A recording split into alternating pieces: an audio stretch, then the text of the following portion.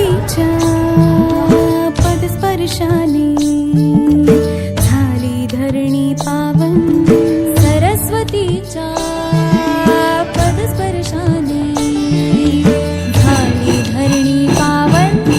शब्द प्रभूंचे रसिकांची हे जीवा शिवाचे मिलन सम्मेलन सम्मेलन हे शब्दां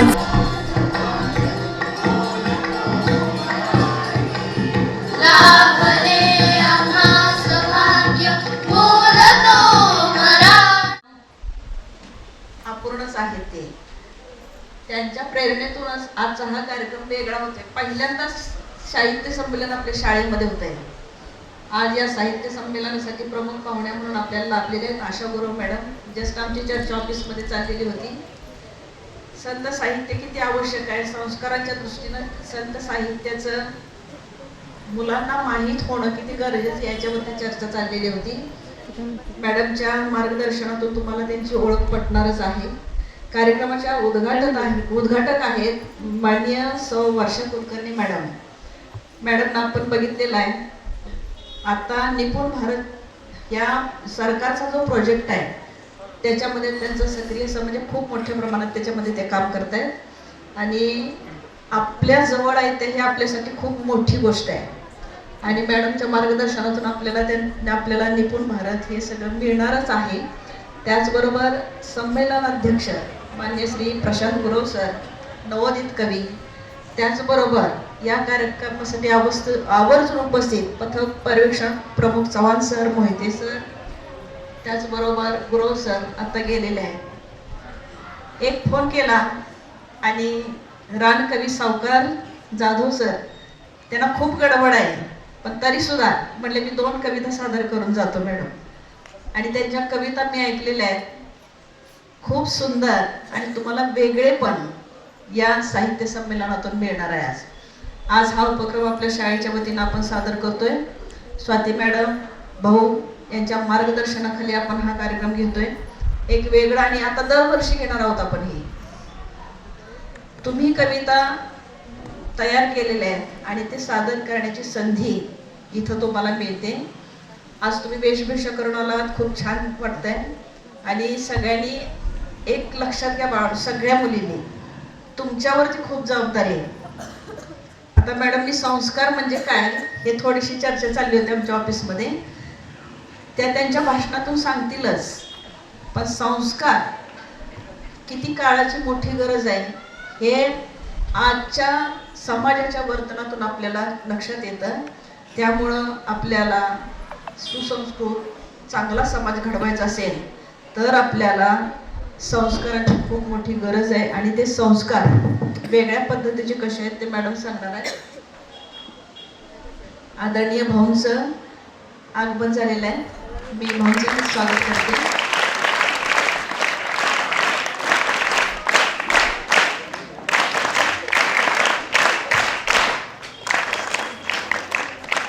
भाऊंच्या प्रेरणेतून हा साहित्य संमेलनाचा कार्यक्रम आज होतो इथं। मी पुन्हा एकदा सगळ्यांचं सहर्ष स्वागत करते आणि थांबते। धन्यवाद।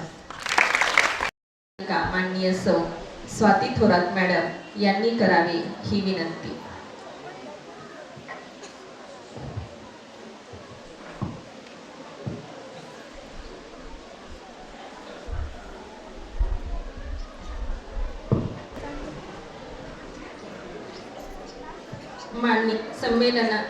साहित्य संमेलनाचे अध्यक्ष माननीय श्री प्रशांत गुरव सर यांचे स्वागत आमच्या मार्गदर्शिका थोरात मॅडम करत आहेत। धन्यवाद मॅडम। यानंतर संमेलनाच्या उद्घाटक माननीय सौ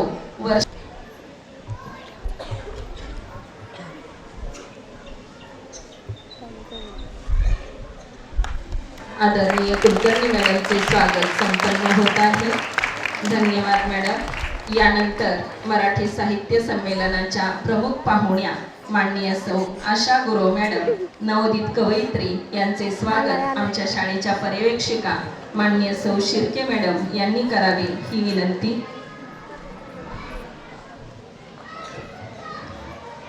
संमेलनासाठी उपस्थित असणाऱ्या आशा गुरव मॅडम नवोदित कवयित्री यांचे स्वागत या ठिकाणी संपन्न होत आहे. धन्यवाद मॅडम. यानंतर कार्यक्रमास उपस्थित त्याचबरोबर स्वागताध्यक्षा माननीय सौ डॉक्टर स्वाती थोरात मॅडम यांचे स्वागत शाळेच्या मुख्याध्यापिका माननीय सौ भिसे मॅडम यांनी करावे ही विनंती.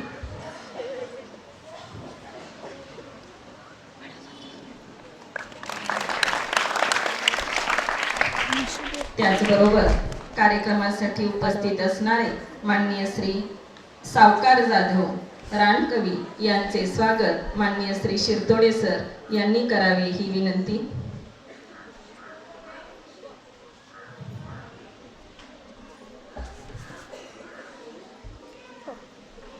धन्यवाद सर. यानंतर माननीय श्री चव्हाण सर पथक पर्यवेक्षण प्रमुख यांचे स्वागत माननीय श्री थोरात सर यांनी करावे ही विनंती.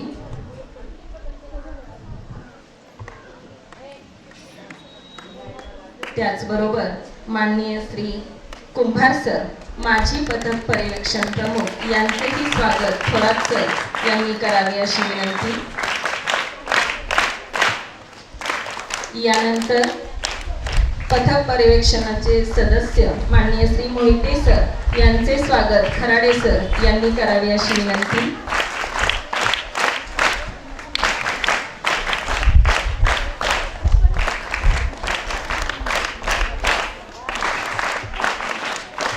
धन्यवाद सर.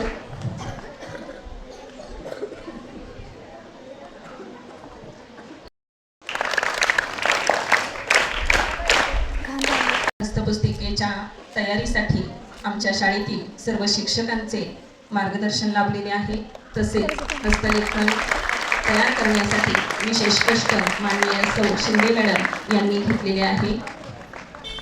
मान्यवरांच्या हस्ते हस्तलिखिताचे प्रकाशन झालेले आहे.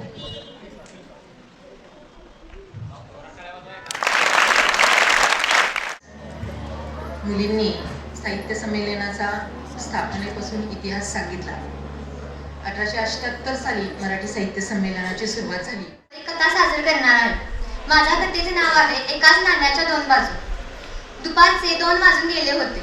मी सायन्सच्या कॉलेजमधील लेक्चर आटपून 3:30च्या डोंबिवलीमध्ये दुसऱ्या लेक्चरला जाण्यासाठी रेल्वे स्टेशनवर पोहोचले होते. 1:30ची आपली गाडी चुकलीच हे संभ्रमात मानून मी निवांतपणे प्लॅटफॉर्मवर येतच होते. एवढ्यात माझ्या कानावर एक आवाज पडला की 1:30ला डोंबिवलीला जाणारी रेल्वे आत्ता काही 5च मिनिटात प्लॅटफॉर्मवरून हलणार आहे. हे ऐकल्यावर पीटी उषाला देखील मागे टाकेल इतक्या जलद गतीने मी फर्स्ट क्लासच्या डब्यात चढले. आता तिथे घोड एकच झाला की मी चुकून घाई गडबडीत लेडीजच्या नाही तर जेंट्सच्या डब्यात चढले होते. तिथे दुपार असल्यामुळे तिथे फारशी गर्दी नव्हती. त्यामुळे मला जागा मिळाली. ऐसपेस जागेत बसून मी दुर्गाबाईंच्या ऐसपेस गप्पा हे पुस्तक वाचू लागले.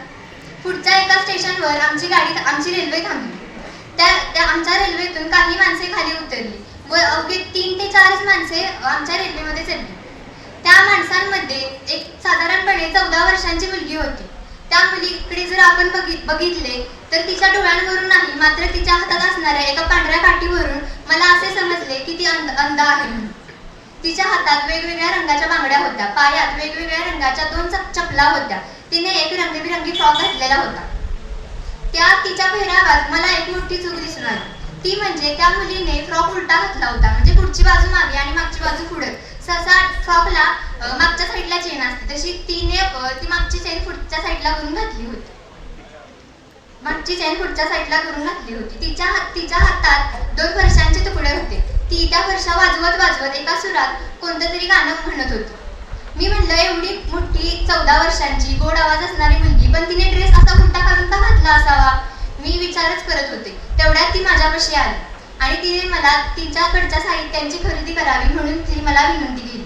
मला तिची फार दया आली म्हणून मी तिच्याकडून तिच्या साहित्यांची खरेदी केली. ती पुढे निघाली तेव्हा मला मगाशी पडलेल्या प्रश्नाचं उत्तर मिळालं. ते उत्तर कोणतं ते तुम्हाला सांगते. तिने तिच्या फ्रॉकच्या मागच्या बाजूला दोन चुकीच्या ठिकाणी मोठे ठिकळे पडलेले होते. मला ते पाहून फार वाईट वाटले. तिने तिची अब्रू जपण्यासाठी तशा प्रकारे फ्रॉक घातलेला असावा असे मला वाटले. मग मी माझे लक्ष पुन्हा माझ्या पुस्तकात घेण्याचा प्रयत्न केला, पण माझे सगळे लक्ष त्या मुलीकडेच होते. एवढ्यात माझे मन द्विधा अवस्थेत पडले. ते म्हणजे एक सुवासिक सेंट मारलेली व्यक्ती समोरून चालून येत होती. तो पुरुष एखाद्या मोठ्या कंपनीतील मॅनेजर असावा असे मला वाटले. तो रुबाबदार पुरुष त्या मुलीकडे गेला आणि त्याने तिच्या खांद्यावर हात ठेवला. मला वाटले तो तिच्याकडे काहीतरी खरेदी करायला गेला असेल, म्हणून मी त्यांच्याकडे फार लक्ष दिले नाही आणि मी पुन्हा माझं पुस्तक वाचायला सुरुवात केली. मी पुस्तक वाचतच होते, तेवढ्यात मला एक जोरात काठी खाली पडल्याचा आवाज आला. म्हणून मी वर पाहिले तर तो पुरुष त्या मुलीची चेन फाडण्याचा प्रयत्न करीत होता. मी उठले आणि त्या मुलीपाशी गेले तर तो पुरुष तिथून पळून गेला. मला त्यावेळी जगातील सर्वात कुरूप चेहरा असणारा पुरुष दिसला. मी त्या मुलीला शांत केले आणि पुढच्या आमच्या स्टेशनवर आम्ही दोघी उतरलो. ती तिच्या वाटेला गेली आणि मी माझ्या वाटेला गेली. आपलं मन कसं वाऱ्यासारखं धावत असतं, त्याप्रमाणे त्या रेल्वेमध्ये घडलेली सर्व घटना मी एका क्षणात विसरून गेली आणि मी माझ्या कॉलेजपाशी आले. लेक्चर सुरू होण्यासाठी अजून खूप वेळ बाकी होता, म्हणून म्हटलं जरा शॉपिंग करावी. मी त्या गल्लीत तिथे फार दुकाने होती, म्हणून मी तिथे गेले. पुतळ्यांना नेसवलेल्या शालू आणि बाजारात नवनवीन येणाऱ्या साड्या पाहणे आम्हा बायकांचे आवडते काम. म्हणून मी सगळी दुकाने बघत सगळ्या दुकानात पुतळ्यांना साडी घातलेली ती पाहत पुढे निघाले होते. तर तिथे एका दुकानात 4 पुतळे होते. त्यापैकी 3 पुतळ्यांना साडी नेसवलेली होती आणि एका पुतळ्याला तो दुकानदार साडी नेसवत होता. तो त्या साडीच्या निऱ्या करत होता, पण त्या पुतळ्याचे अंग प्रदर्शन होऊ नये म्हणून त्या दुकानदाराने त्या पुतळ्याच्या अंगावर एक मोठा टावेल टाकलेला होता. ती साडी पूर्ण नेसून झाल्यानंतर त्या दुकानदाराने अलगदपणे तो टावेल काढून टाकला. मैत्रिणींनो, ही कथा तुम्हाला सांगण्याचा माझा मतितार्थ एवढाच की प्रत्येक स्त्रीला अब्रू असते. स्त्रीचे रूप धारण केलेला निर्जीव पुतळा असो वा सजीव व्यक्ती असो, अब्रू आणि स्वाभिमान हा प्रत्येकालाच असतो. मी सांगितलेल्या या कथेतील पहिली घटना या समाजातील विकृती दाखवते आणि दुसरी घटना त्याच समाजातील संस्कृती दाखवते. आता तुम्हाला ठरवायचं आहे की तुम्ही या समाजातील संस्कृतीचा वारसा पुढे चालवणार आहात की विकृतीचा. धन्यवाद. एक कुटुंब होतं. त्या कुटुंबातील प्रमुख आप्पा बेलवलकर, त्यांची पत्नी कावेरी, ज्यांना ते कावेरी कधीही न म्हणता ओ सरकार असे बोलवायचे. त्यांची मुलगी दिव्या, ज्यांना ते चिमणी म्हणत, व त्यांचा मुलगा मकरंद. असा हा एक छोटासा कुटुंब होता. त्या कुटुंबातील एक नोकर जो म्हणजे विठोबा होता. असंच विठोबा रागातून आला. विठोबा, काय रे, काय झालं, कशाला रागात आहेस तू? अहो, जर चूक झाली तर कान धरा, पण असा आळ घालू नका ना. काय रे, काय झालं, मी ओरडलं का तुला, काय बोललो का, काय वाईट वाटलं का तुला माझं? नाही हो, जाऊ दे, सोडा तुम्ही, मी काहीच बोललो का. अरे बोल तरी, काय झालं? अहो, साहेबांचे पैसे गेले चोरीला, सकाळपासून खिशे तपासते, जाबजाबानी चालू आहे. आम्हाला इथं काही कळलं नाही रे, पण कधीपासून झालं हे? अहो, काल दुपारपासून चाललाय हा सगळा राडा. माहितीये, नाही झाली असेल तुमची चुकी, पण माणसाच्या मनाचा विचार कराल की नाही? असू दे, आता सांगा त्यांना नवीन विठोबा शोधायला. अरे विठोबा, ऐक की, कुठं चाललास? अहो सरकार, विठोबा असं काय करणार नाही हो, उगाचच त्याच्यावर आळ घातला असेल.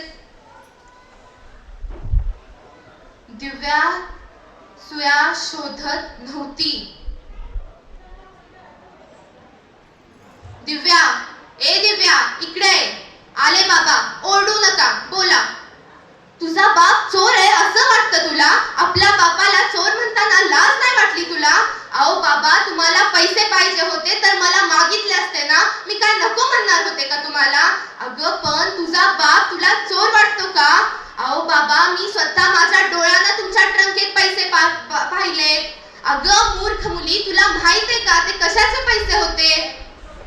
शांत बसा, माझी शपथ आहे तुम्हाला, तुम्ही काहीही बोलू नका.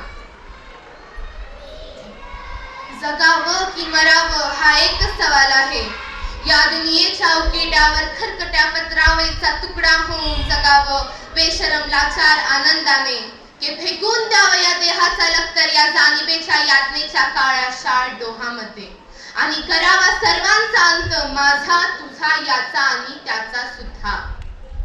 मृत्यूच्या महासर्पानं जीवनाला 60 डंक मारावा की नंतर येणाऱ्या निद्रेला नसावा जागृतीचा किनारा कधीही. पण त्या निद्रेलाही स्वप्न पडू लागली तर इथंच मेघ आहे. नव्या स्वप्नांच्या अनोळखी प्रदेशात प्रवेश करत असण्याचा धीर नसल्याने आम्ही सहन करतो हे जुने जागेपण. सहन करतो प्रेताच्या निर्जीवपणानं अभिमानावर होणारे बलात्कार आणि अखेर करुणेचा कटोरा घेऊन खालच्या मानेने उभे राहतोस आमच्याच मानकरांच्या दाराशी. विधात्या, तू इतका कठोर का झालास? एका बाजूला ज्यांना आम्ही जन्म दिला ते आम्हाला विसरून जातात आणि दुसऱ्या बाजूला ज्यांनी आम्हाला जन्म दिला तो तूही आम्हाला विसरतोस. मग या विस्कटलेल्या हाडांचे सापळे घेऊन करुणा करा. या थेरड्यांनी कोणाच्या पायाखाली डोकं आदळायचं रे? कुणाच्या? धन्यवाद. याचं नाव आहे या पुस्तकाचं, सर तुम्हाला दिसत असेल, मुलींना सांगा. गोष्टींच्या गुहेत. संपादक आहेत मंगला वरखेडे. खजिना आम्हाला सादर केला त्याबद्दल कुलकर्णी मॅडम आपले लाख लाख आभार. मला सुद्धा वाचनाची आवड नव्हती. एकदा असाच वर्ग चालू होता आणि मॅडम आमच्या कादंबरी शिकवत होत्या. नवरा ही कादंबरी शिकवत होत्या आणि ती जी कादंबरी होती भाऊपाध्यांची होती, नवरा ही कादंबरी. त्यावेळेस मला वाटते मी फर्स्ट इयरला असेल. साहित्याची महाराष्ट्र भूमी ही जन्मभूमी, कर्मभूमी ही आमची महावंदनी याची. देशपांडे म्हणजेच आपले लाडके पु ल लिखित बटाट्याची चाळ या प्रसिद्ध पुस्तकामधील एक छोटेसे नाटक इयत्ता 9वीतील विद्यार्थिनी सादर करणार आहेत. नाटकाचे नाव आहे चाळीतला गोंधळ. पात्र परिचय. आप्पा, चाळीतले स्वयंघोषित नेते.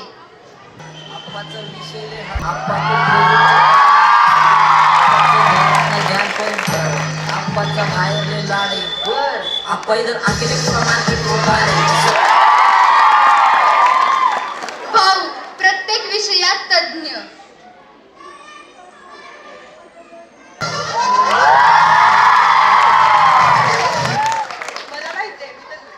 शांताबाई, सगळ्यांची खबर ठेवणारी.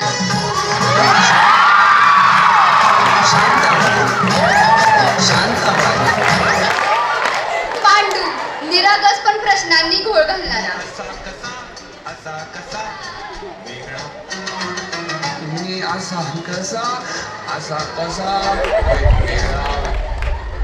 ही एक चाळ आहे जिथे भिंती पातळ आहेत पण आवाज मात्र फार मोठे.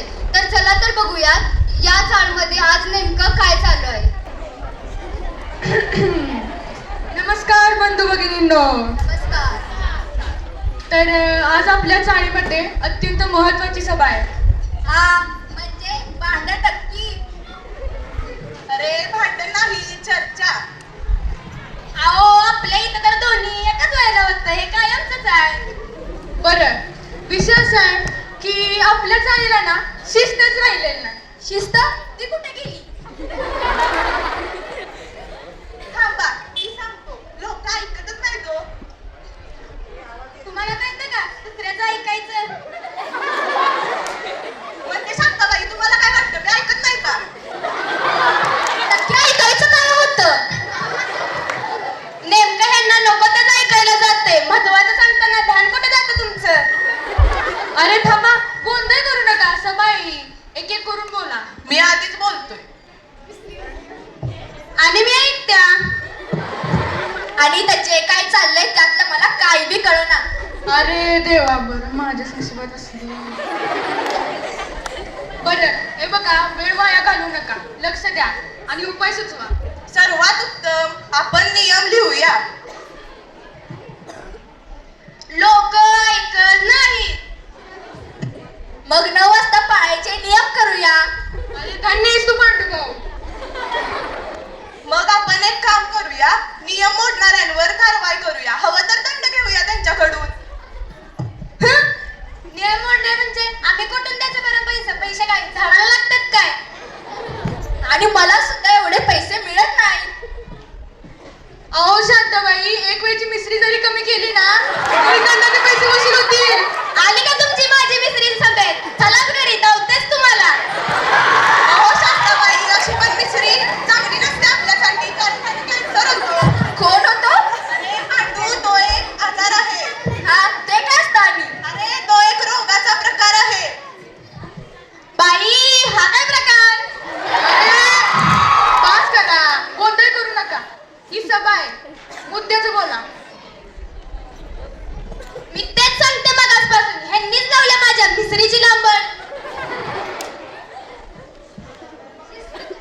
हे बघा, शिस्त कशी लागेल हे आपल्याला बघावं लागेल.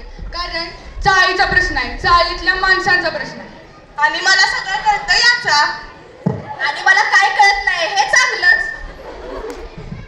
चाळ असो वा समाज, गोंधळ होणारच. पण असं तसं राहिलात तर गोंधळी सहन होतो. मी तुमच्या पुढे कथा सादर करणार आहे. माझ्या कथेचे नाव सिंह आणि वाघाचे भांडण. एका गावाशेजारी मोठे जंगल होते. त्या जंगलात वाघ आणि सिंह राहत होते. ते दोघे मित्र होते. एके दिवशी ते नदी तळावर पाणी पिण्यासाठी गेले. पाण्यात त्यांचे चित्र दिसू लागले. वाघ स्वतःचे चित्र पाहतो व सिंहाला म्हणतो, मी तुझ्यापेक्षा सुंदर दिसतो. सिंह म्हणतो, नाही, मी तुझ्यापेक्षा शूर, बुद्धिमान आणि सुंदर दिसतो.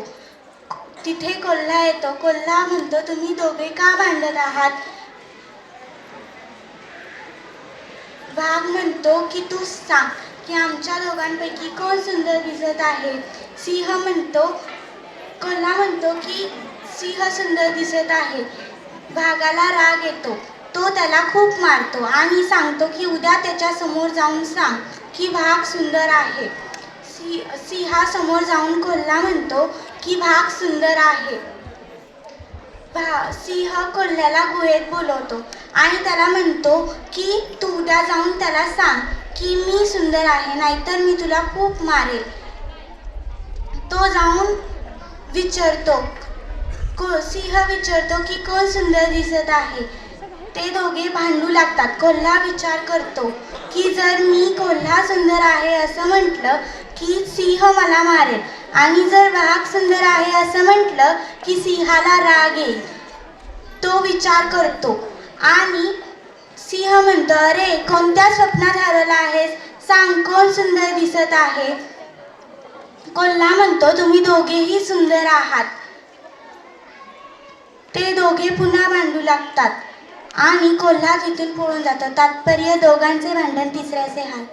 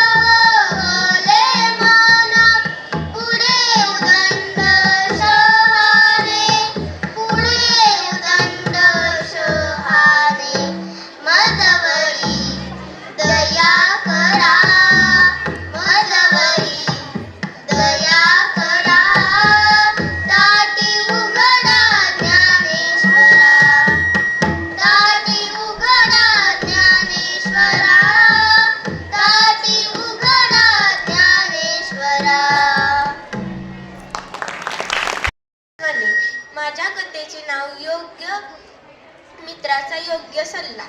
एका गावात आई, वडील व त्यांचा मुलगा धनराज राहत होता. धनराज एकटा असल्यामुळे त्याचे खूप लाड होत असे.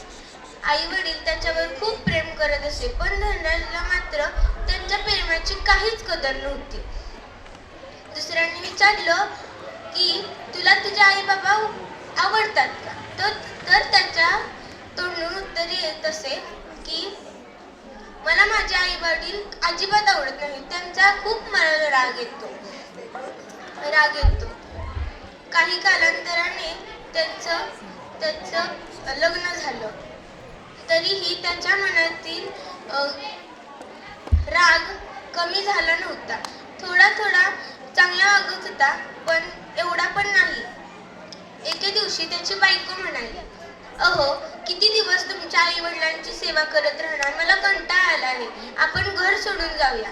यावर त्याचे उत्तर नाही आले. तरीही बायकोने काही प्रयत्न सोडले नाही, पण एके दिवशी तो घर सोडण्यास तयारच झाला. तो एका शहरात राहण्यास गेला. मुलींनी एकदम शांत बसायचं. आई वडिलांना त्याची इयत्ता 6वीतली मुलगी पुढे कथा सादर करते. मागच्या मुलींना थोडस विचार करायला तुम्ही भाग पडलं पाहिजे की आपण बोलावं का. अजिबात कुणी इथं बोलायचं नाही. पुढे या. त्याची खूप आठवण येत असे. आई वडील त्याला सतत फोन करत असे, पण तो मात्र एकही फोन उचलत नसे. तो आता तरी खूप श्रीमंत आणि गर्विष्ठ झाला होता. त्याला खूप गर्व आला होता. सतत फोन केल्यामुळे त्याला राग आला. एकदा फोन उचलला आणि खूप उद्धटपणे बोलू लागला, तुम्हाला कळत नाही का, तुमचे माझे नातं कधीच तुटलेलं आहे. इथून पुढे कधीच फोन करू नका. या बोलण्यावर आई बाबांना खूप वाईट वाटले. त्यांना खूप दुःख झाले. ते आजारी पडले व त्यांच्या चेहऱ्यावरचा आनंद दिसेनासा झाला होता. हे सर्व त्याच्या मित्राने पाहिले व त्याला ते बघवलं नाही, म्हणून त्याने मित्राला फोन केला. मित्र म्हणाला, धनराज तुझे आई वडील खूप आजारी पडले आहेत, तू लवकर गावी ये. धनराजने त्याचं बोलणं कणभरही नाही ऐकलं. शेवटी तो मित्र त्याच्या घरी जाऊन म्हणाला, अरे धनराज तुझ्या बाबांना हार्ट अटॅक आला आहे, तू लवकर गावी जा. धनराज एकदम रागाने म्हणू लागला, का, माझा काय संबंध, मी का भेटू. त्याचा मित्र खूप समजूतदार होता. तो बोलू लागला, धनराज ज्या आई वडिलांनी तुला लहानाचं मोठं केलं, शिक्षण दिलं, खाऊ पिऊ घातलं, त्या आई वडिलांसोबत असं कसा वागू शकतोस तू. जर हे त्यांनी केलंच नसतं तर तू या जागेवर उभा राहिला नसतास. धनराज रडत म्हणाला, खरं आहे मित्र तुझं, मी असं वागायला नको पाहिजे होतं. दोघेही गावी गेले. धनराजने बघितलं तर सगळं नीट होतं. धनराज आश्चर्यचकिताने म्हणू लागला, मित्रा हे काय, इथं तर सगळं नीट आहे. मित्र म्हणाला, हो मला माहित आहे, तू जे आई वडिलांसोबत वागला होतास ते मला बघवलं नाही, म्हणून मी ही युक्ती केली. धनराजने त्याचे आभार मानले व त्याच्या आई वडिलांनी त्यांना घट्ट मिठी मारून आनंदाचे अश्रू वाहत राहिले. तात्पर्य, आई वडिलांशी कधीही उद्धटपणे बोलू नये व वागूही नये. धन्यवाद. जावेद पटेल आहे. आज मी बोधकथा म्हणणार आहे. त्या बोधकथेचे नाव आहे मैत्री असावी तर अशी. एक मुंगी व एक कबूतर चांगले मित्र होते. एकदा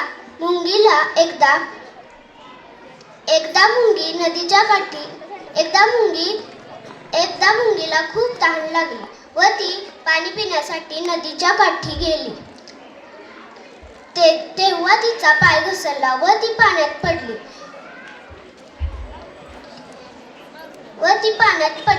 हे कबुतराने पाहिले व कबुतराने पटकन एक झाडाचे एक वाळलेले पान मुंगीजवळ फेकले. मुंगी पानावर चढली आणि सुरक्षितपणे काठीवर आली. तेथे एक फासेधारी कबुतराची शिकार करण्यासाठी बसला होता. तो फासेधारी कबुतरावर जाळ फेकणार एवढ्यात मुंगी फासेदाराच्या पायाला चावली व तो शेजारी माणूस जसद ओरडला. कबूतर सावध झाला व कबूतर तेथून उडून गेला. अशा प्रकारे चांगल्या मैत्रीमुळे कबूतर व मुंगी दोघांचाही जीव वाचला. तात्पर्य: संकटकाळी जो मदत करतो तोच मित्र असतो. आदिती पवार, मी तुम्हाला आज आयुष्य या कथेबद्दल सांगणार आहे. ही कथा मी स्वतः लिहिलेली आहे. आयुष्य म्हणजे कठीण प्रसंगाचा एक कोप. काळ्या कुट्ट अंधारात प्रकाशाची एक झलक मिळावी म्हणून लोकांचा आटोकाट प्रयत्न चालू असतो. अर्थात सगळ्यांचे जीवन हे दुःख कष्टाने भरून राहिले आहे असे म्हणता तर येणार नाही, परंतु ज्यांना दुर्दैवाने दुःख खूप भेटले आहे त्यांच्या जीवनातील प्रवास मात्र खडतर झाला आहे. त्यांना छोटेसे दिल में गम बहुत है याचा अनुभव सतत येत असतो. आयुष्यात क्षणभराच्या आनंदासाठी असंख्य क्षणांचा मोबदला द्यायला लागतो. बऱ्याच वेळी आपल्या एका जगण्यात आपण खूप काही जगायचा प्रयत्न करत असतो. आपली खूप ध्येय असतात, आपली भरकटलेली नाती असतात, विखुरलेली स्वप्ने असतात. सगळ्यांचा भावनिक भार आपल्याला सांभाळायला जमत नाही. मन विकल होते. हा सगळा निराशाजनक अनुभव हृदयाशी धरून चालायचे म्हटले तर जीवन नकोसे वाटते. आपली सगळी स्वप्ने उद्ध्वस्त झालेले बघत जगणे दुरापास्त होते. आपल्या श्वासांचा आपल्याला भार वाटतो आणि कधी कधी जगणं इतकं असह्य होते की आयुष्यच आता नको असे वाटायला लागते. आता आपण राहिलोच नाही. आयुष्यातील कठीण प्रश्नांची उत्तरे शोधायचे कष्ट आपल्याला घ्यायला लागणारच नाहीत असा काहीसा वेडा विचार आपल्या मनात येतो. आता जरा हे सगळं मर्यादी पलीकडे गेले आहे असे वाटते. हताश वाटते. भविष्याबद्दल निराशा आहे असे वाटते.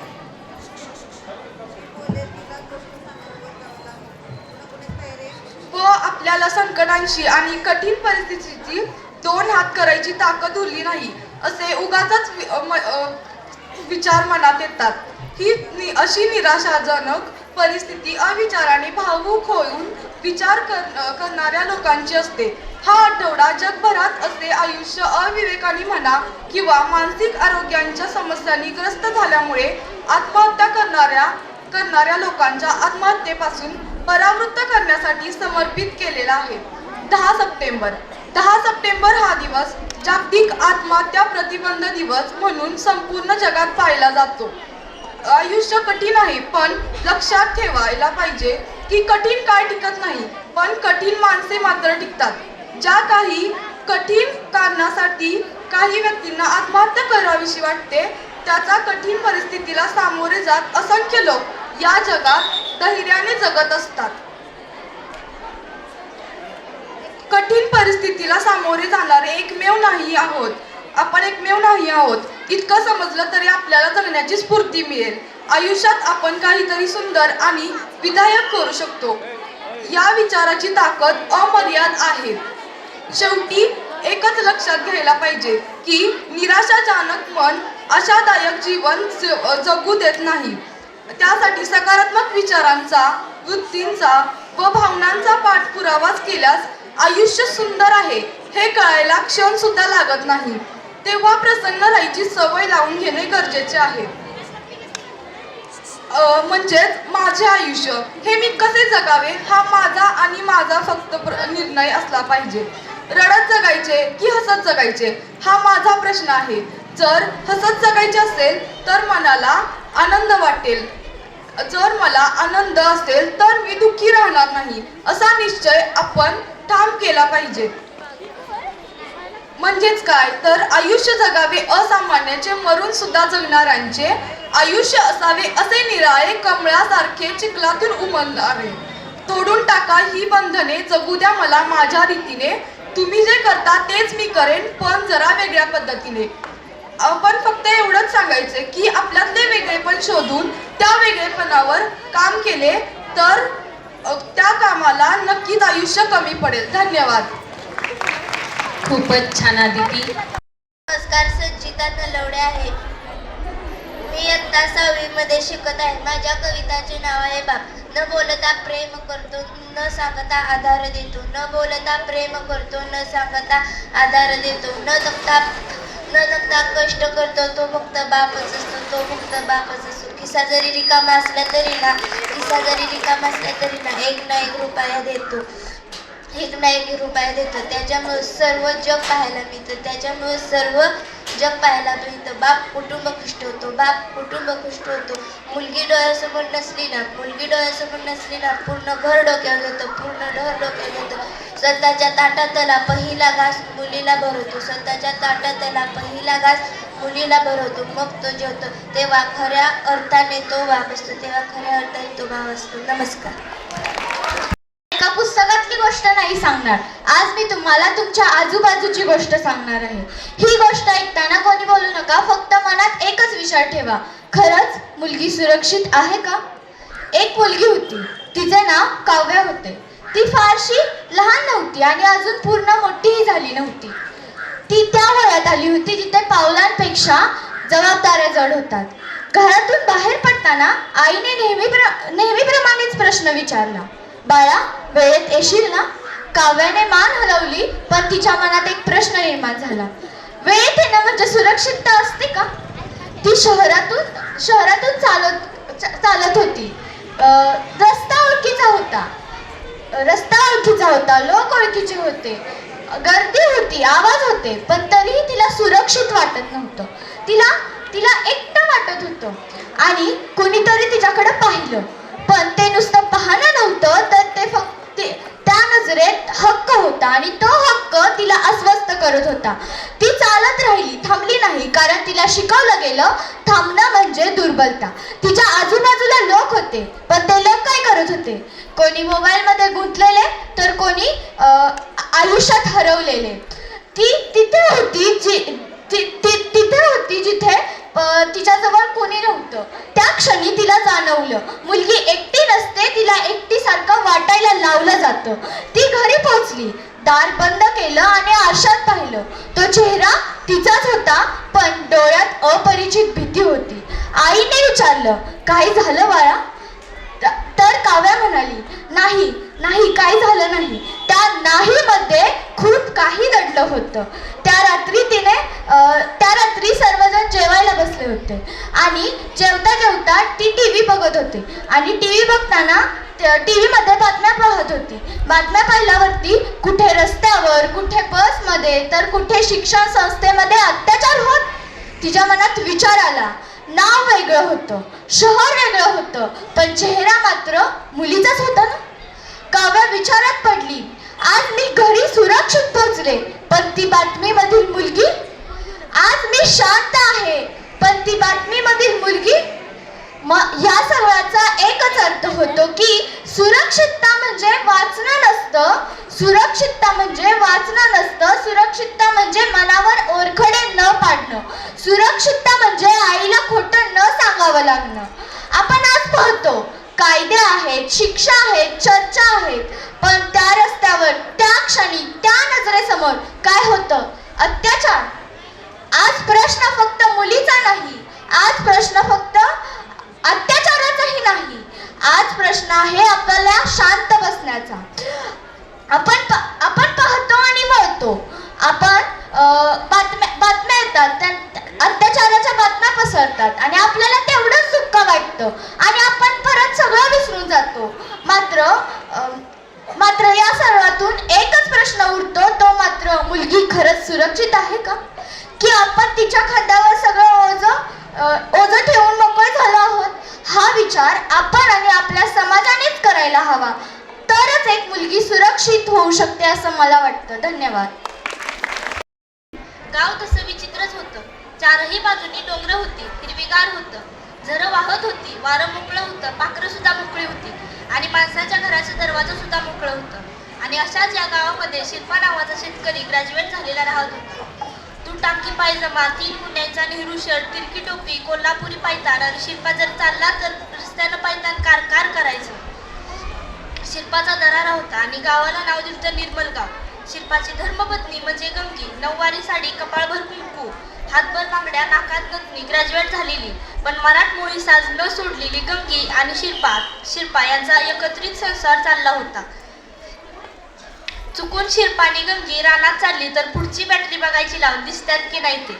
ढेकणात बसल्यावर पहिल्यांदा ढेकून दिसायचं आणि नंतर ही मराठमोळी माणसं दिसायची. अरे पंढरपूरचा बुक्का सुद्धा फिक्का असा या दोघांचा रंग पक्का होता. असा हा शिल्पा व गंगी यांचा 25 वर्षाचा संसार चालला होता. आणि गंगी म्हणती नवऱ्याला, कारभारी आठवते का 25 वर्षाचा संसार चाललाय, काय बदल झालाय का नाही? आणि शिल्पा म्हणाला, अगं किती बदल झालाय बघ, घरकुल योजनेमधनं घर मिळालं, शौचालय मिळालं, नाही म्हटलं तर 3 लाडक्या भावाचा हप्ता येतोय तुला. अगं किती बदल झालाय तुझ्यात.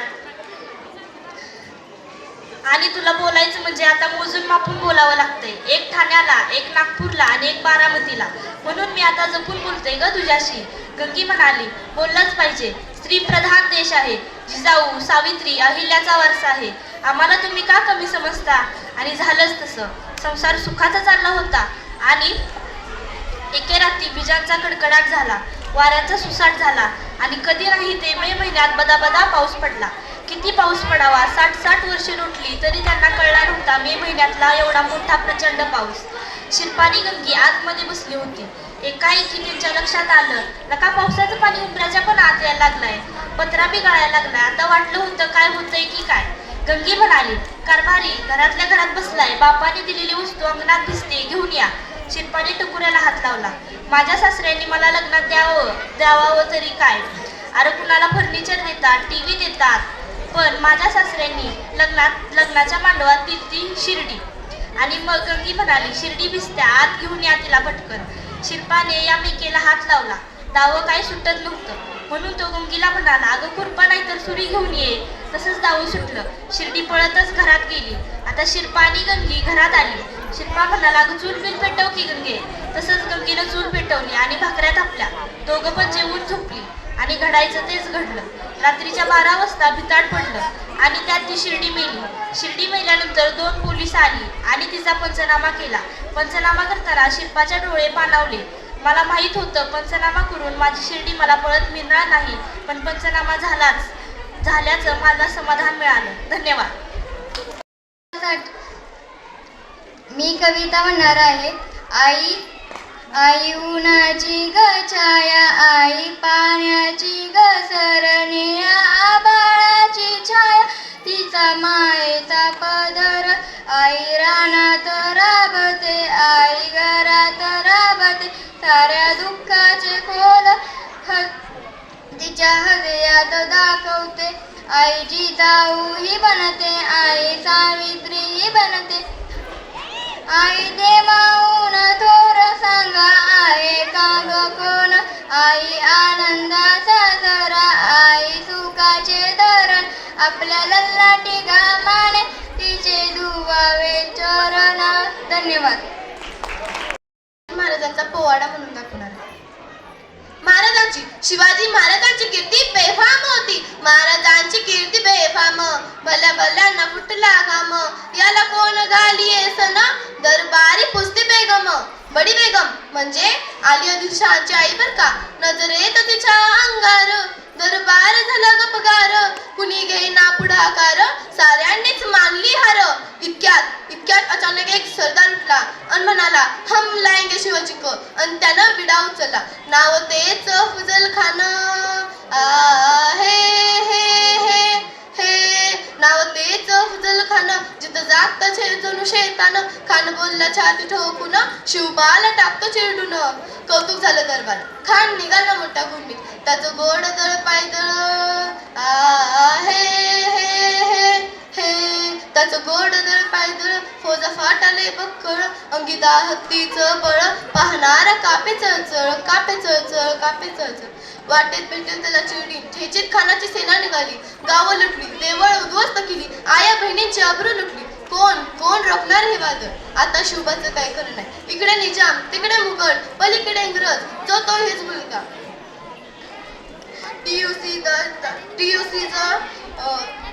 size of Afzal Mali's Arman hair said. The lion of this movement is dead. राजाची सेना मुठभर खानाला कसा थोपणार, काय लढावा हुन्नर चिंतेत पंत सरदार. महाराज, आपला जीव मोलाचा आहे. खानाचं सैन्य अफाट आहे. त्यांच्या समोर टिकावं लागणं करणं अवघड आहे. आपण काही दिवस आज्ञास्थळी जाऊ. काय म्हणाल रे बा?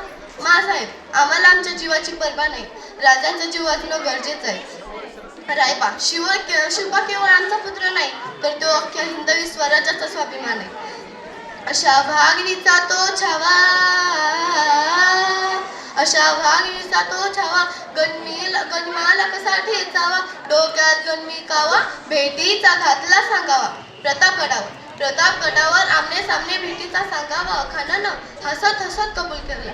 दिवस ठरला. ठरल्याप्रमाणे खान प्रतापगडच्या पायथ्याशी खान प्रतापगडच्या पायथ्याशी खान प्रतापगडाच्या पायथ्याशी खान आलं बेगुमान नाही त्याला जाण शिवाजी महाराजांच्या करामतीची, शिवाजी महाराजांच्या करामतीची. त्याची नाही जाणीव शक्तीची, त्याची नाही जाणीव शक्तीची. अन करील काही कल्पना युक्तीची, हाजी. खानाच्या भेटीसाठी राजानं एक शानदार शामियाना उभारला. भेटीसाठी छान उभारीला नक्षीदार शामियान्याला. अन अशा या शामियानात खान डौलत डुलत आला. सय्यद बंडा त्याच्या संगतीला, महाराजांच्या संगती महाला.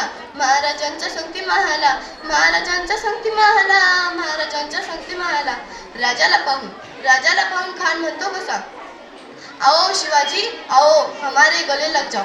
खान हाक मारी तो हसरी, रोकून नजर घरी. खानानं राजाला आलिंगन दिलं आणि दगा दिला. खानदा अभिमान मान्याला, कट्टारीचा वार त्याने केला. खरखर आवाज झाला. चिलखत होतय अंगाला. खानाचा वार फुका गेला. खान येरपडला आणि इतक्यातच महाराजांनी पोटामध्ये पिचवा ढकलला. वाघनक्यांचा मारा केला. टरा फाडलं पोटाला. तडा गेला खानाला. कोतळा बाहेर आला हुजी. धन्यवाद. ठरलेले माझे गाव, मध्ये मी टिपक्या एवढी, तरी श्रुतिका तडाके माझे नाव. नमस्कार, मी श्रुतिका, इयत्ता 9वी क मध्ये शिकत आहे. माझ्या कविताचे नाव आहे आयुष्य. जीवन आहे एक रम्य पहाट, संकटाने गजबजलेली वादळवाट, सोनेरी क्षणांची आठवण, सुखदुःखांची गोड साठवण, प्रेमाच्या पाझरांची वाहती एक सरिता, नात्यांच्या अतूट शब्दांनी गुंतलेली एक कविता, जाणीवेच्या पलीकडचं जगा वेगळं गाव, यालाच तर आहे आयुष्य हे नाव. धन्यवाद. मी साहित्य संमेलनाविषयी काही 4 शब्द सांगणार आहे, ते तुम्ही शांत चित्तेने ऐकून घ्यावे. अमृताहुनी गोड नाम तुझे देवा, तशीच ही माय बोली मानाचा गारवा. आज आपण सर्वजण ज्या भाषेच्या सोहळा साजरा करण्यासाठी जमलो आहोत, त्या मराठी भाषेला केंद्र सरकारने अभिजात भाषेचा दर्जा देऊन तिचा जगभरात सन्मान केला आहे. हीच आनंदाची ऊर्जा घेऊन आज मी तुमच्या समोर उभी आहे आपल्या लाडक्या अखिल भारतीय मराठी साहित्य संमेलनाविषयी माहिती सांगण्यासाठी. मैत्रिणींनो, साहित्य ही पालखी आजची नाही. या ज्ञान यज्ञाची सुरुवात झाली ती 11 मे 1878 रोजी पुण्यात हिराबागेत. साहित्याचे पहिले पाऊल पडले. कल्पनाशक्ती करा, त्यावेळी न्यायमूर्ती महादेव गोविंद रानडे यांसारख्या उत्तुंग व्यक्तिमत्वाने या संमेलनाचे अध्यक्षपद भूषवले होते. अवघ्या 75 ते 80 ग्रंथप्रेमींच्या उपस्थितीत ही सुरू झालेली चळवळ आज एका महावृक्षात रूपांतरित झाली आहे. हे संमेलन केवळ एका शहरापुरते मर्यादित राहिले नाही, तर ते वडोदरा, इंदोर आणि हैदराबाद पर्यंत पोहोचले आहे. नुकतेच 98वे संमेलन आपल्या देशाची राजधानी दिल्ली येथे पार पडले. साहित्याने सीमा ओलांडली आणि मराठी मनांना एकत्र जोडले आहे. ज्ञानेशांनी रचीला पाया तुकोबांचे झाले कळस, ज्ञानेशांनी रचीला पाया तुकोबांचे झाले कळस. मराठी साहित्याचा मराठी साहित्याच्या वाटेवर संतांचा हा ध्यास, ज्ञानपीठांची लाभली मोहर, शब्दांना आले तेज, मराठी मायबोलीचा ऊर अभिमानाने भरतो आज. मराठी साहित्य संमेलनाची उंची केवळ संमेलनाची नाही तर आपल्या प्रतिभावंत लेखनांची जागतिक स्तरावर नेली आहे. भारताच्या सर्वोच्च साहित्यिक सन्मान म्हणजे ज्ञानपीठ पुरस्कार मिळवून मराठीचा झेंडा फडकवणाऱ्या 4 रत्नांचा उल्लेख केल्याशिवाय आपला इतिहास अपूर्णच राहतो. वि.स. खाडेकर 1974 यांच्या ययातीने मराठीला पहिले ज्ञानपीठ मिळवून दिले. वि.वा. शिरवाडकर उर्फ कुसुमाग्रज 1987 विशाखासारख्या काव्यसंग्रहातून क्रांतीची मशाल पेटवणारे आणि नटसम्राट सारखी अजराम कलाकृती देणारे कुसुमाग्रज हे मराठी साहित्याचे दुसरे ज्ञानपीठ मानकरी ठरले. विंदा कंदीरकर 2003 मराठी कवितेला प्रयोगशील बनवणारे आणि अष्टदर्शनाने सारखी सुप्रसिद्ध कृती करणारे विंदा कंदीरकर यांनी या बहुमान मिळवला. त्यांनी साहित्याला सामाजिक बंदीपलीकडची जोडी दिली. भालचंद्र नेमाडे 2014 आपल्या परखड देशवादी विचाराने आणि कोसला ते हिंदू सारख्या महाकादंबऱ्यांनी साहित्याचा पट विस्तारणारे भालचंद्र नेमाडे हे 4थे ज्ञानपीठ विजेते ठरले. आज आपण 2026च्या जानेवारीमध्ये 99वे अखिल भारतीय साहित्य संमेलनासाठी एकत्र आलो होतो.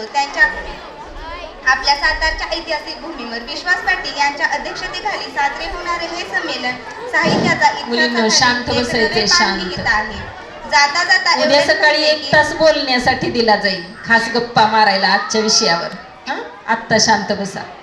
जाता जाता एवढेच म्हणते की मराठी मनाचा जागर, अक्षरांचा अथांग सागर, रानडेंनी पेरले जे बीज, आज बनले ते मराठीचे तेज. ग्रंथ दिंडीत टुलते ज्ञानाची पालकी, मायबोली वाटते किती आपुली न लाडकी. संस्कृतीचा सुगंध चहूकडे दरवळतो, मराठी बाणा येथे प्रत्येकात रेंगाळतो. कवींच्या शब्दातून पाझरते भावनेचे आलेपण, लेखणीतून उमटते शब्दांचे खरे दर्पण. साहित्य संमेलन हे आनंदाचे लेणे, मराठी मातीचे आता आपण फेडू आता देणे. धन्यवाद. यानंतर आली ग आली, अगाली ग आली, मुलीच्या शिक्षणासाठी ती आली. आली ग आली, अगाली ग आली, मुलींच्या जीवनात उजेड पाडण्यासाठी आली ग आली, अगाली ग आली. तिचे नाव सावित्री, सावित्री ग सावित्री, सावित्री ग सावित्री. आली ग आली, आली ग आली, सावित्रीच्या पायाने घरात आली फुले ग, घरात आली फुले ग. आली ग आली, आली ग आली, ज्योतिबांनी शिकवले सावित्रीला शिक्षण, सावित्रीला शिक्षण. विचार न करता जायाची आली ग आली, आली ग आली, सावित्रीच्या अंगावर माणसं टाकतात शेण, माणसं टाकतात शेण.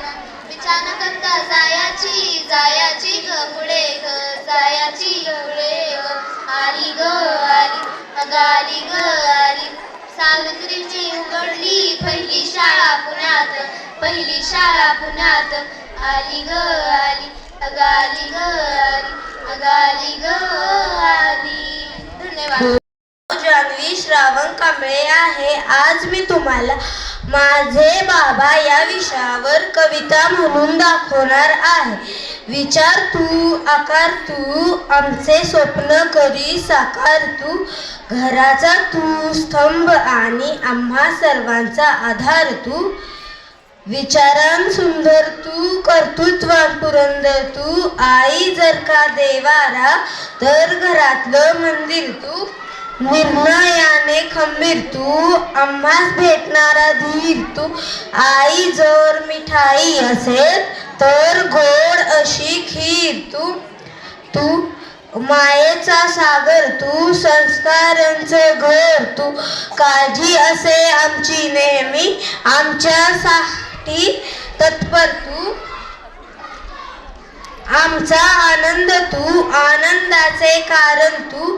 तू घराचं चांगल्या सैमांचं, तू घराचं मांगल्य सैमांचं उदाहरण तू. धन्यवाद. माझ्या स्वरचित कवितेचे नाव आहे माझा बाबा. डोळ्यात राग दाखवून आतून माया करणारा असा माझा बाबा. दिवस रात्र काबाड कष्ट करून आमची भूक भागवणारा असा माझा बाबा. स्वतःला काही झाले तरी घरी न सांगणारा असा माझा बाबा. दिवसभर परिवार हिताच्या टेन्शन मध्ये असणारा असा माझा बाबा. आपले सुख विसरून दुसऱ्याच्या दुःखात सामील होणारा असा माझा बाबा. आपल्या मुलीचे आयुष्य सुखाचे जाण्यासाठी प्रयत्न करणारा असा माझा बाबा. आपल्या मुलीला काही कमी पडणार नाही असं वचन देणारा असा माझा बाबा.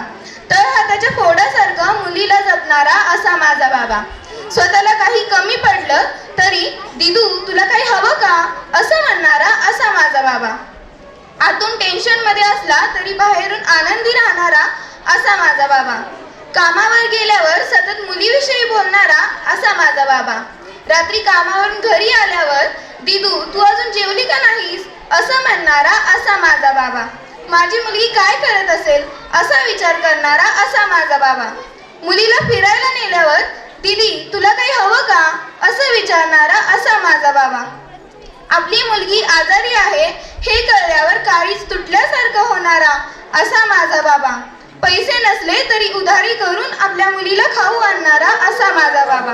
दीदी तुला काही हवं असेल तर मन मोकळेपणानं सांगत जा असं म्हणणारा असा माझा बाबा. मुलीच्या मनाप्रमाणे वागून तिच्या इच्छा पूर्ण करणारा असा माझा बाबा. आज कुठेतरी बाहेर फिरायला जाऊ असं म्हणणारा असा माझा बाबा. खूप छान बाबा. आम्ही आज आई ही कविता सादर करणार आहे. आई एक नाव असते जगा वेगळा भाव असते. आई एक जीवन असते प्रेमळ मायेचे लक्षण असते. आई एक श्वास असते जिव्हाळ्याची रास असते. आई एक आठवण असते प्रेमाची साठवण असते. आई एक वाट असते आयुष्यातील सर्वात पहिली गाठ असते. आई एक गोड नाते असते भरणाऱ्या जीवनातील हिरवी पान असते. आई एक सुंदर घर असते वात्सल्याची सर असते. आई हृदयाची हाक असते निशब्द जागा असते. आई क्षमेची मूर्ती असते सतत सोबत राहून मार्ग दाखवत असते. आई एक परोपकारी असते जी स्वतःसाठी न जगता इतरांसाठी जगत असते. धन्यवाद. कवितेचे नाव आहे वडील. वडील म्हणजे उंबराचे झाड असते लपलेल्या भावनांचे जणू खोड असते. वडील म्हणजे समुद्रातील जहाज असते खंबीर अंधाराचे दुसरे नाव असते. वडील म्हणजे वादळातलं घोर असते सुखरूप निवाऱ्याचे जणू स्थान असते. वडील म्हणजे शिस्तीचे पुस्तक असते जीवनाला योग्य वळण लावत असते. वडील म्हणजे विशाल आभाळ असते उंच भरारी घेण्यासाठी हात घालत असते. धन्यवाद. श्रद्धा लोहार आणि आज आम्ही कविता सादर करणार आहे. माझी आई.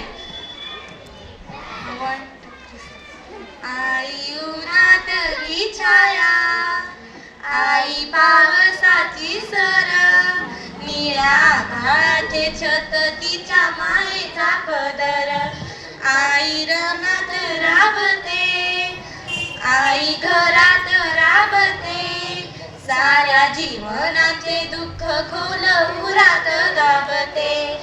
आई जिजाऊ सारखी आई सावित्री सारखी आई देवाऊनी थोर सांगा आहे का कोणी. आई आनंदाचा झरा आई आई सुखाचे धरण आपल्या लाटी गाण्याने धुवावे तिचे चरण. धन्यवाद. अमित पवार. आज मी तुम्हाला छत्रपती शिवाजी महाराज यांच्याबद्दल काही 4 शब्द सांगणार आहे. ते तुम्ही शांत चित्तेने ऐकून घ्यावे अशी माझी नम्र विनंती.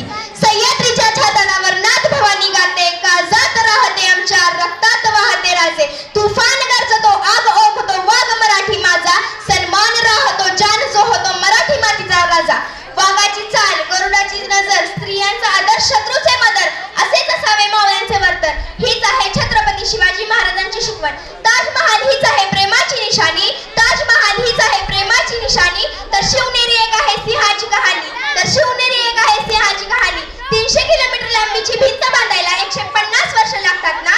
300 किलोमीटर लांबीची भिंत बांधायला 150 वर्ष लागतात ना. मात्र अवघ्या 50 वर्षाच्या कालावधीत शिवाजी महाराजांनी जे किल्ले बांधले त्यांची एकंदरी लांबी 4000 किलोमीटर अशी होती. चीनच्या आश्चर्यच मानत होतो.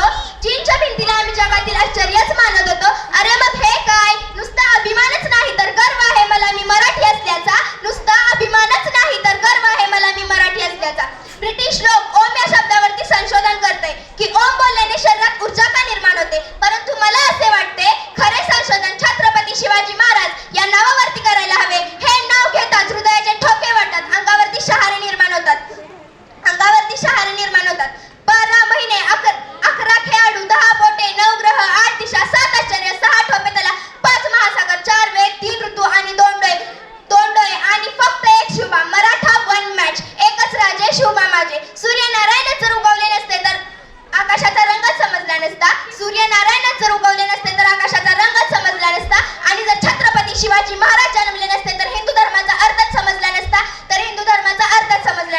हे हिंदू प्रभो बहादुर बख्श जब शिवाजी महाराज तैयार होते, उठाकर तलवार सब अल्लाह के बंदे झुकते और बोलते काश हम भी मराठा होते, काश हम भी मराठा होते. धन्यवाद. मी तुम्हाला एक कविता सांगणार आहे. माझ्या कवितेचं नाव अभ्यास आणि मी एक शोकांतिका.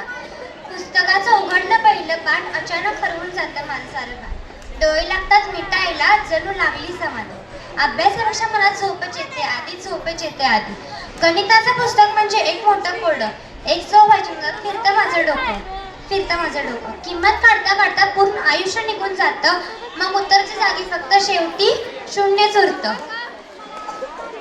इतिहासाच्या लढ्यात तारकांचा घोळ, अकबर बिरबल जन्मात विसरते माझी ओढ. विज्ञानाचे फॉर्म्युले आणि तांब्याविद्येचे गुण डोक्यात शिरण्याऐवजी जातात डोक्यावरून. आई म्हणते वाच रे बाबा, बाबा म्हणतात बघ. आई म्हणते वाच रे बाबा, बाबा म्हणतात बघ. मला वाटलंय आता अभ्यासाचं सुटलंय आता अभ्यासाचं जोग. पेन चालत नाही वेळेवर, शाळेत जाते संपून. सगळं आठवतं पेपर झाल्यावर बाहेर आल्यावर बघून.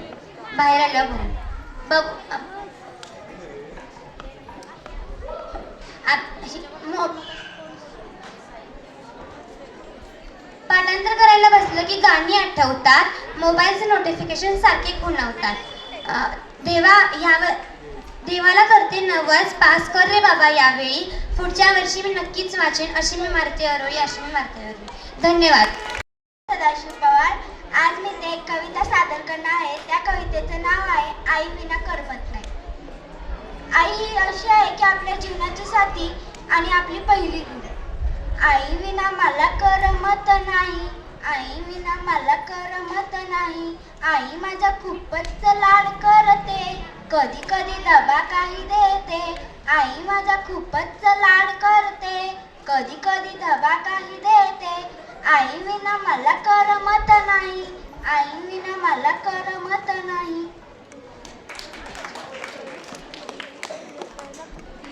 कविता आहे आपल्या शाळेतल्या मुली.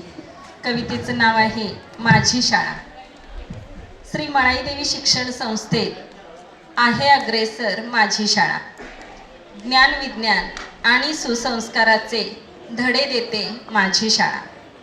आसपासच्या परिसरातून इथे येतात साऱ्या कन्या. धड्यांची शिकवण, गणिताची सूत्रे आणि विज्ञानाचे तंत्र गिरवण्या. पुस्तक वाचतात कविता गातात, गणित सोडवतात, सूत्रपाठ करतात. भाषण करतात कथा सांगतात, नटतात, सजतात आणि नृत्य करतात. खेळांच्या स्पर्धेत भाग घेतात, यशस्वी होऊनच शाळेत येतात.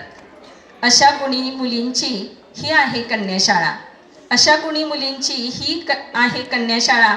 म्हणूनच मला आवडते माझी शाळा. हसतात इथेच खेळतात, कोवळ्या मुली इथेच फुलतात.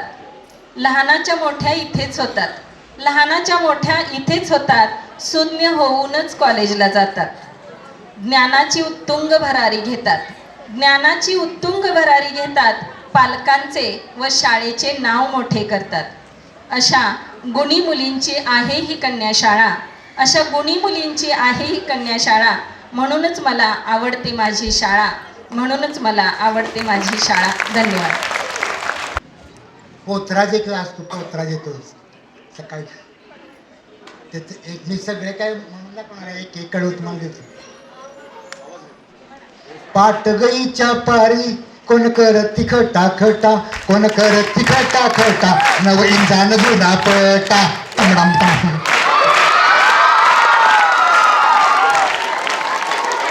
कराड तालुक्यात तीर्थक्षेत्र आगाशिव जखीनवाडी माझं गाव. कराड शहरात 2 मनोऱ्याचा ताट खाली किसनाबाईचा घाट केली पुलावरनं वाट येण्या जाण्यास. सैदापूर तिथं मोठं वांगलंय मोठं, त्याच्या पुढे मोठा ढू, तिथं आपली लुगड धू. कोपरड्याला जाऊ आपण राहण्याला.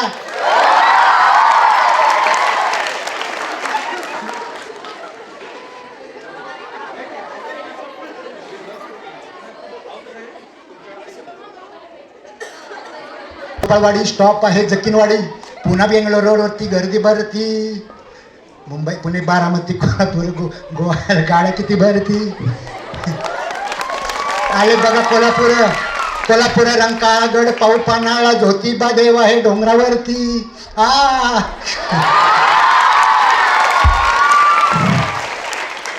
अंगारकी चतुर्थी गर्दी भरती जमती. अंगारकी चतुर्थी गर्दी भरती जमती. पोळ्याचा गणपती याला म्हणती नारी ग नारी ग.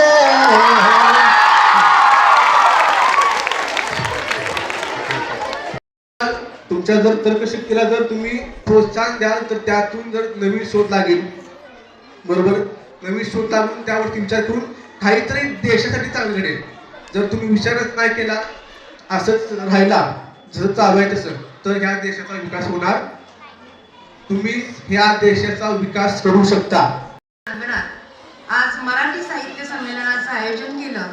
या साहित्य संमेलनाची सुरुवात ग्रंथदिंडीने झाली आणि आता या साहित्य संमेलनाचं आभार प्रदर्शन करण्यासाठी या ठिकाणी मी उभी आहे.